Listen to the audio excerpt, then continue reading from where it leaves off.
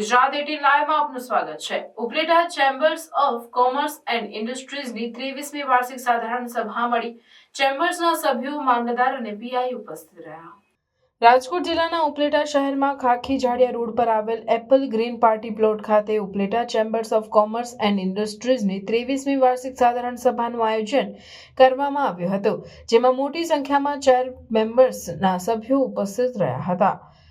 Upleta chambers of commerce and ઇન્ડસ્ટ્રીઝની આ 23મી વાર્ષિક સાધારણ સભામાં વાર્ષિક હિસાબ કિતાબ અને અન્ય બાબતોને ધ્યાનમાં રાખીને વાર્ષિક સાધારણ સભાનું આયોજન કરવામાં આવ્યું હતું। પોરબંદર સાંસદ મનસુખભાઈ માંડવિયાને આમંત્રણ આપી સન્માન કરવાનું હોય, પરંતુ તેઓ ઉપસ્થિત રહી શક્યા ન હતા। હવે પછીની આગવી વાર્ષિક સાધારણ સભામાં તેમને બોલાવી તેમનું સન્માન કરવામાં આવશે તેવું ચેમ્બર્સ ઓફ કોમર્સના સેક્રેટરી વિનુભાઈ ઘેરવડાએ જણાવ્યું હતું। ખાસ કરીને આ ચેમ્બર્સ ઓફ કોમર્સના કાર્યક્રમમાં ઉપલેટા મામલતદાર નિખિલ મહેતા અને પીઆઈ એબી પટેલ ખાસ ઉપસ્થિત રહ્યા હતા। Upleta chambers of commerce secretary Vinubhai Gherwada.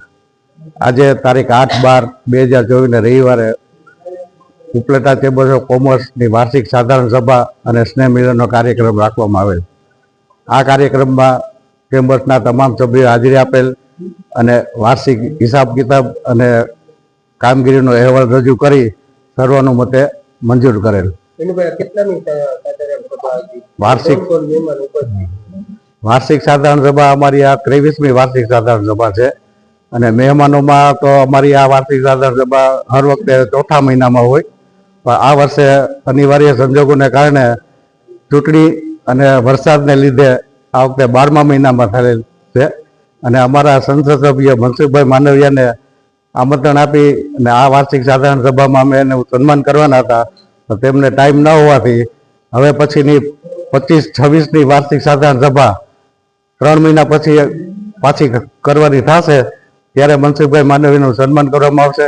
આ વાર્ષિક સાધારણ સભામાં કોઈ સન્માનનો કાર્યક્રમ કે બીજા કોઈ મહેમાનો ઉપસ્થિત નથી રહેવાના, પણ ઉપલેટા શહેરના અગ્રગણ્ય નાગરિકો, અમલદારો, મામલતદાર સાહેબ, પીઆઈ સાહેબ બધાને આમંત્રણ આપેલ છે અને આ કાર્યક્રમ સંપૂર્ણ રીતે સ્વસ્થ અને સારી રીતે પૂર્ણ કરેલ છે।